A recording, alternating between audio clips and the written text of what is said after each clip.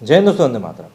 चाहे इस बात को हम लोग कितनी ही दबी जुबान में क्यों ना कहें, लेकिन एक बात तो माननी पड़ेगी कि हमारे देश में कई सारे ऐसे लोग मौजूद हैं जिनका कि पाकिस्तान के साथ सहानुभूति बनी ही रहती है, दिल में एक सॉफ्ट कॉर्नर रहता है।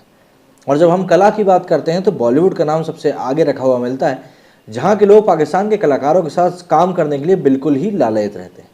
अभी कुछ ही दिनों पहले रणबीर कपूर का भी एक बयान आया था जिसमें कि उन्होंने कहा था कि वो पाकिस्तानी कलाकारों के साथ काम करने के लिए बिल्कुल ओपन है।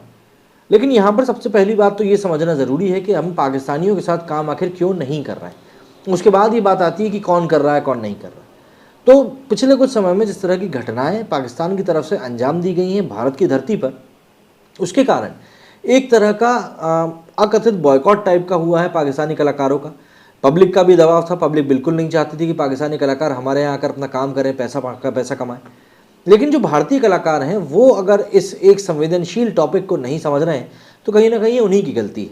जरा विस्तार में जान लेते हैं कि क्या परेशानी चल रही है आखिर मानसिक लेवल पे इन लोगों की। इस साल के खत्म होने से पहले हिंदी फिल्म इंडस्ट्री का एक कलाकार विवादों के घेरे में आ ही चुका है और उसके एक बयान से लोग नाराज होकर उसकी जमकर आलोचना कर रहे हैं। उसे दरअसल पाकिस्तान जाकर बसने की नसीहत भी दे रहे हैं, उसके खिलाफ जमकर अपना गुस्सा निकाल रहे हैं। अगर आप अभी तक नहीं समझे हैं तो मैं आपको बिल्कुल बता दूं कि हम यहाँ पर बात कर रहे हैं बॉलीवुड एक्टर रणबीर कपूर की, जो पाकिस्तानी कलाकारों के लिए दिए गए अपने एक बयान की वजह से पिछले कुछ दिनों से चर्चाएं बने हुए हैं। रणबीर कपूर का कहना है कि कलाकार की कोई सीमा नहीं होती, वो पाकिस्तानी कलाकारों के साथ काम करना चाहेंगे। इतना ही नहीं, उन्होंने पाक एक्टर फवाद खान की film the legend of Maula Jatt की टीम को बधाई भी दी है। दरअसल अभिनेता रणबीर कपूर रेड सी इंटरनेशनल फिल्म फेस्टिवल में शिरकत करने के लिए पहुंचे थे। इस दौरान GQ meet and greet segment में भी उन्होंने हिस्सा लिया। यहाँ उनसे एक पाकिस्तानी फिल्मकार ने पूछा कि आज कोई पाकिस्तानी भारत में और कोई हिंदुस्तानी पाकिस्तान में ना तो फिल्म बना सकता है और ना फिल्म में काम कर सकता है। ऐसे में क्या इन दोनों देशों के बाहर मसलन सऊदी अरब में बनने वाली किसी फिल्म में वो काम करना चाहेंगे? इस सवाल के जवाब में रणबीर ने कहा था कि कला की कोई सीमा नहीं होती, मैं बिल्कुल पाकिस्तानी कलाकारों के साथ काम करना चाहूँगा। यहाँ तक कि मैं the legend of Maula Jatt की सफलता पर पाक सिनेमा को बधाइयाँ भी देना चाहता हूँ। माना कि कलाकार के लिए कोई सीमा नहीं होती, एक कलाकार सरहदों से परे कहीं भी जाकर काम कर सकता है। लेकिन सवाल ये उठता है कि क्या दो देशों के बीच से सीमा को मिटाया जा सकता है?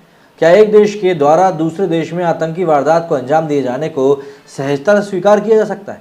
क्या एक तरफ भाईचारे की बात और दूसरी तरफ सीमा पर जवानों की शहादत को बर्दाश्त किया जा सकता है? बिल्कुल नहीं, ऐसा बिल्कुल भी नहीं किया जा सकता। रणबीर कपूर एक बड़े अभिनेता है, एक बड़े खानदान में पैदा हुए तो वो बड़े कलाकार हैं, लेकिन उनको शायद अपने देश के दुश्मनों से ज़्यादा कलाकारों की भाईचारगी पसंद आई। तभी तो दुश्मन मुल्क के कलाकारों के साथ काम करने की बात कर रहे हैं। रणबीर कपूर को सीखना चाहिए अपने देश के विदेश मंत्री एस जयशंकर की बातों से कि खेल और सिनेमा आतंकवाद के साथ साथ नहीं चल सकते। यदि भाईचारा करना है, एक साथ क्रिकेट खेलना है, एक साथ फिल्मों में काम करना है तो आतंकवाद का साथ छोड़ना होगा। हिंदुस्तान में आतंकी वारदातों को बंद करना होगा। हिंदुस्तान के स्वर्ग कश्मीर के नौजवानों का ब्रेन वॉश करने, अपने ही देश के खिलाफ भड़काना उनको बंद करना होगा। जिस दिन पाकिस्तान ऐसा करने लगेगा तो निश्चित रूप से उसके कलाकारों के साथ साथ हमारे यहाँ के कलाकारों को भी वहाँ काम करने की आज़ादी मिल जाएगी। यदि वो ये सब कुछ जारी रखता है, उसके बावजूद कोई हिंदुस्तानी कलाकार पाकिस्तानी कलाकारों के साथ काम करना चाहता है तो उसे वहीं जाकर बस जाना चाहिए।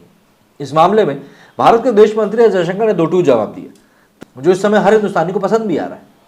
इंडिया टुडे ग्रुप के एजेंडा आज तक कार्यक्रम में उनसे श्वेता सिंह ने पूछा कि क्या ऐसे वक्त में भारत पाकिस्तान के बीच सीरीज होना संभव है। इस पर उन्होंने साफ शब्दों में कहा कि पड़ोसी मुल्क पाकिस्तान आतंकवाद का खात्मा करे तभी दोनों देशों के बीच में क्रिकेट सीरीज का आयोजन संभव है। उन्होंने कहा कि सरकार तो सोचती रहती है क्योंकि टूर्नामेंट तो आते रहते हैं। अभी तो आपको पता है कि हमारी सोच क्या है, देखते हैं आगे क्या होता है। हमें कभी ये मानना नहीं चाहिए कि आतंकवाद किसी भी देश का हक है। जब तक हम इसे ख़त्म नहीं करेंगे तब तक ये सब चलता रहेगा। उन पर दुनिया का दबाव होना चाहिए। ये तभी होगा जब आतंकवाद से शिकार देश आवाज़ उठाएंगे। हमें इसे लेकर एक तरह का लीडरशिप लेना चाहिए क्योंकि खून जो बह रहा है वो हमारा ही है। यहाँ एस जयशंकर की बात बिल्कुल सही है। आतंकवाद खत्म किए बिना कलाकारों के साथ काम करना किसी भी तरह से सही नहीं होता। ऐसा करके हम आतंकी मुल्क पाकिस्तान का दबाव बना सकते हैं। ये दबाव अंदरूनी और बाहरी दोनों हो सकता है। यदि पाकिस्तान के कलाकारों और खिलाड़ियों को हिंदुस्तान से संबंध रखना है तो उनके अपने देश के हुक्मरानों पर दबाव बनना चाहिए कि वो आतंकवाद का रास्ता छोड़कर दोस्ती के रास्ते पर आए, लेकिन वैसी दोस्ती नहीं जैसी परवेज मुशर्रफ ने अटल बिहारी वाजपेयी के साथ करी थी। एक तरफ आगरा में ताजमहल के साए में दोस्ती के पींगे मार रहे थे और दूसरी तरफ उनकी सेना कारगिल में आतंकियों के साथ कब्जे कर रही थी। भारत में पाकिस्तानी कलाकारों को कई बार बैन किया गया है, कई बार पाकिस्तानी क्रिकेट टीम के साथ खेलना भी बैन हुआ है। लेकिन 14 फरवरी 2019 को हुए पुलवामा हमले के बाद पाक कलाकारों की हिंदुस्तान में पूरी तरह से एंट्री बंद कर दी गई। इससे पहले 18 सितंबर 2016 को उरी हमले के बाद भी पाकिस्तानी कलाकारों को बैन कर दिया गया था। उस वक्त बॉलीवुड के अधिकांश कलाकारों ने इसकी आलोचना करी थी। इसमें सबसे पहले करण जौहर आगे आए थे। उनका कहना था कि पाकिस्तान से आने वाले कलाकारों के बैन करने से आतंकवाद का हल नहीं निकलने वाला। सलमान खान तो कह रहे थे कि भैया कलाकार और आतंकवादी दो अलग अलग बातें, दोनों एक साथ मिक्स करना सही नहीं। बॉलीवुड की इसी सोच ने आज उसे इस मुकाम पर खड़ा कर दिया है जहां उसकी एक से बढ़कर एक फिल्में भी फ्लॉप हो रही हैं। बड़े से बड़े सितारे बॉक्स ऑफिस पर इस समय पानी मांग रहे हैं। तो भाई यहाँ पर मोटी मोटी बात तो क्लियर है, रणबीर कपूर के साथ इत्तेफाक रखने वालों की कमी एकदम से उनको महसूस होगी।